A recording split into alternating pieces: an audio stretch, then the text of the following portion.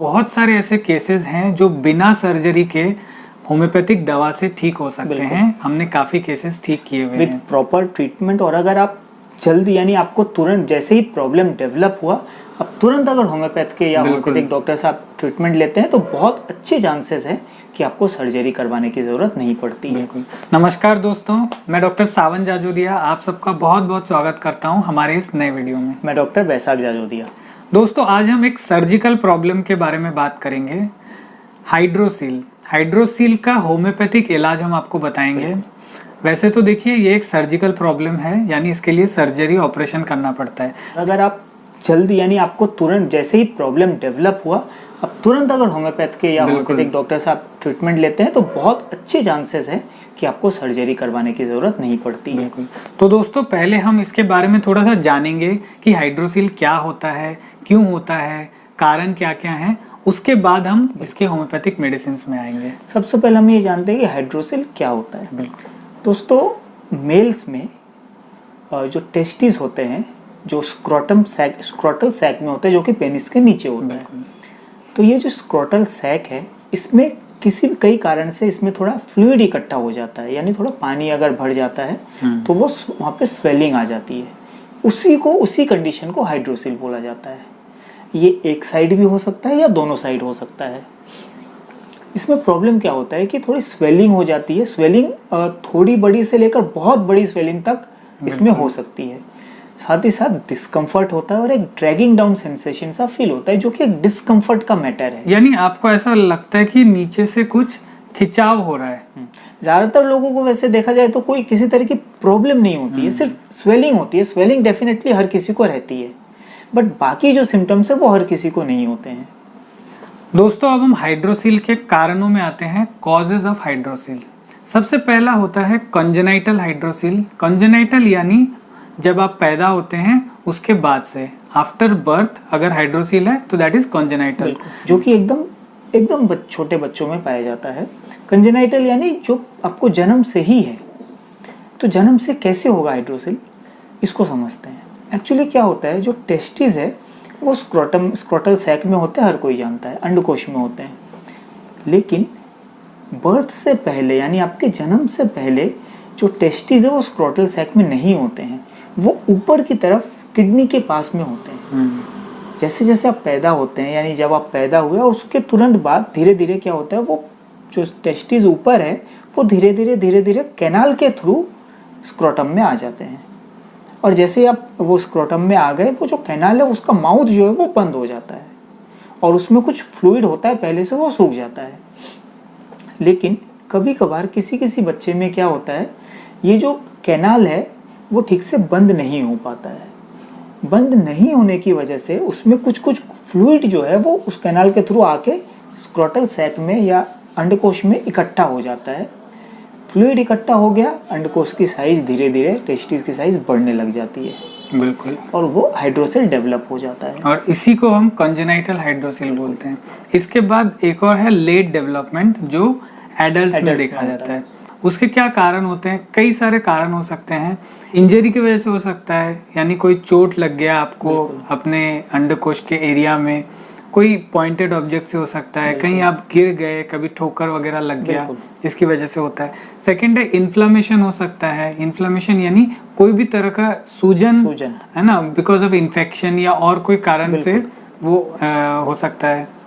तीसरा एक बहुत इंपॉर्टेंट रीज़न है, जैसा हमने कंजेनाइटल में आपको समझाया कि जैसे ही टेस्टिस आपके स्क्रोटल सैक में आ गए, वो जो कैनाल है वो बंद हो गई।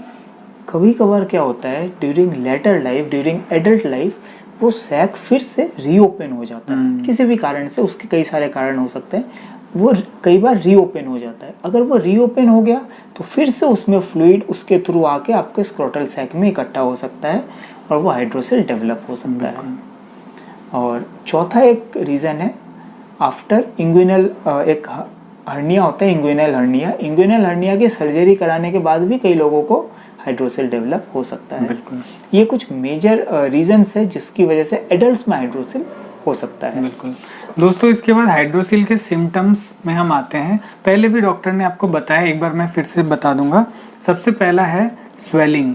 फुलावट जो है वो देखी जाती है। ये सबसे मेजर और सबसे इम्पोर्टेंट सिम्टम है, रीजन है। सूजन या फुलावट देखी जाती है अंडकोश के एरिया में। ये जो सूजन है ये अगर आपको दोनों तरफ हाइड्रोसिल है तो दोनों तरफ होगा, और अगर एक तरफ है यूनिलैटरल हाइड्रोसिल है तो आपको जिस तरफ हाइड्रोसिल है उसी तरफ स्वेलिंग ज्यादा रहेगा। दूसरी बात है, एक तरह का भारीपन आपको महसूस होगा, बिकॉज पानी भरा हुआ है और वो ऐसा एरिया है जो नीचे की तरफ झूलता है, तो वहाँ पे आपको भारीपन, एक bearing down sensation, dragging down, कुछ खिंचाव लग रहा है नीचे की तरफ, कुछ पुलिंग सा हो रहा है, इस तरह का भी सेंसेशन आपको महसूस होता है। इसके अलावा ज़्यादातर केसेस में थोड़ा पेनलेस ही रहता है ये, बट कभी कभार अगर आपको इंजरी की वजह से हाइड्रोसिल डेवलप हुआ है तो आपको पेन भी, दर्द भी महसूस हो सकता है। और वो दर्द कभी कभार स्क्रोटम में तो रहता ही रहता है, साथ ही साथ वो कई बार ऊपर की तरफ भी आपको थ्रू स्पर्मेटिक कॉर्ड वो ऊपर की तरफ भी जा सकता है। दोस्तों इसके बाद हम मेडिसिन में आते हैं, होम्योपैथिक मेडिसिन फॉर हाइड्रोसिल। सबसे पहली मेडिसिन है हाइड्रोसिल के लिए आर्निका और कोनियम। बिल्कुल, ये दो मेडिसिन हैं। दोस्तों आर्निका एक बहुत ही शानदार मेडिसिन है। जैसा हमने पहले बताया, कारणों में चोट एक बहुत इंपॉर्टेंट रीजन है फॉर डेवलपमेंट ऑफ हाइड्रोसिल। तो अगर चोट किसी भी कारण से आपको लग जाए, चाहे आप गिर गए हो, चाहे आपको ठोकर लग गई हो, उसके बाद अगर हाइड्रोसिल डेवलप हो जाता है तो ऐसे केस को आर्निका ठीक कर सकता है।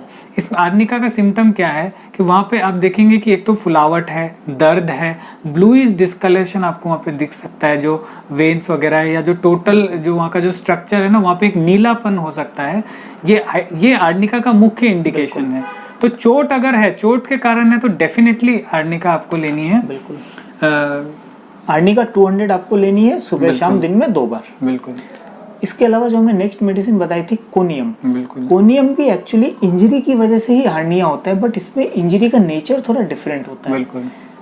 कोनियम में जो इंजरी होती है, ये अगर आपको किसी शार्प ऑब्जेक्ट से इंजरी लगी है, यानी कोई नोकीली चीज से अगर इंजरी हुई है, उसकी वजह से अगर आपको हाइड्रोसिल डेवलप हुआ है तो आपको कोनियम लेना है। बिल्कुल, कोनियम 30 दिन में 2 बार, सुबह और शाम। बिल्कुल। इसके बाद हमारी नेक्स्ट मेडिसिन है दोस्तों क्लेमेटिस 30। ये बहुत ही अच्छी मेडिसिन है for hydrocele of right side, यानी अगर आपको दाईं तरफ हाइड्रोसिल है तो इस मेडिसिन का इस्तेमाल करना है। इस मेडिसिन में क्या होता है? दर्द होता है, सोरनेस रहता है, आप टच करने से बहुत ज़्यादा प्रॉब्लम होती है, बर्निंग सेंसेशन भी रह सकता है, साथ ही साथ पेन इन स्पर्मेटिक कॉर्ड, यानी जैसे हमने बताया कि ये राइट साइडेड की मेडिसिन है, तो राइट साइड के स्पर्मेटिक कॉर्ड में आपको एक पेन, बर्निंग सी महसूस होगी। बिल्कुल, आपको क्लेमेटिस 30 की 2 बूंदें दिन में 2 बार करके लेनी है, सुबह और शाम को बिफोर फूड। इसके बाद हमारी नेक्स्ट मेडिसिन है दोस्तों रोडोडेंड्रॉन। बहुत ही अच्छी मेडिसिन है फॉर लेफ्ट साइडेड हाइड्रोसिल, यानी अगर आपका हाइड्रोसिल बाईं तरफ है तो आप रोडोडेंड्रॉन का इस्तेमाल करें। स्वेलिंग हो सकती है, पेन हो सकता है। एक इम्पॉर्टेंट सिम्टम मैं आपको बताता हूँ रोडोडेंड्रॉन को। ऐसे लोगों को बिजली चमकने से, थंडर स्टॉर्म से बहुत डर लगता है, तो अगर ये इंडिकेशन है तो कंफर्म हो जाइए कि रोडोडेंड्रॉन आपकी मेडिसिन है। हमारी नेक्स्ट, और रोडोडेंड्रॉन का जो डोज है वो भी बता देता हूँ। इसकी 30 पावर दिन में 2 बार, सुबह और शाम को आपको लेनी है खाली पेट में। बिल्कुल।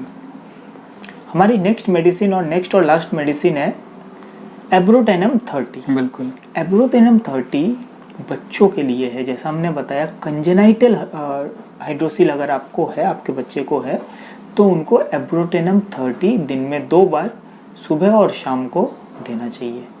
आप चाहे तो हमसे कंसल्ट करके भी अपने लिए पर्सनलाइज्ड प्रेस्क्रिप्शन आप ले सकते हैं। एक छोटी सी फीस है हमारी, ये दे के आप अपने लिए पर्सनलाइज्ड ट्रीटमेंट ले सकते हैं। बिल्कुल। इसके लिए नंबर्स नीचे दिए गए हैं, नंबर्स पर हमको कॉल करें। बिल्कुल दोस्तों, आपका हाइड्रोसिल बिना ऑपरेशन के पूरी तरह ठीक हो सकता है। अगले वीडियो में हम आपसे फिर मिलेंगे। चैनल को सब्सक्राइब करिए और कमेंट्स ज़रूर से कीजिए। आपसे फिर मिलेंगे, तब तक के लिए थैंक यू।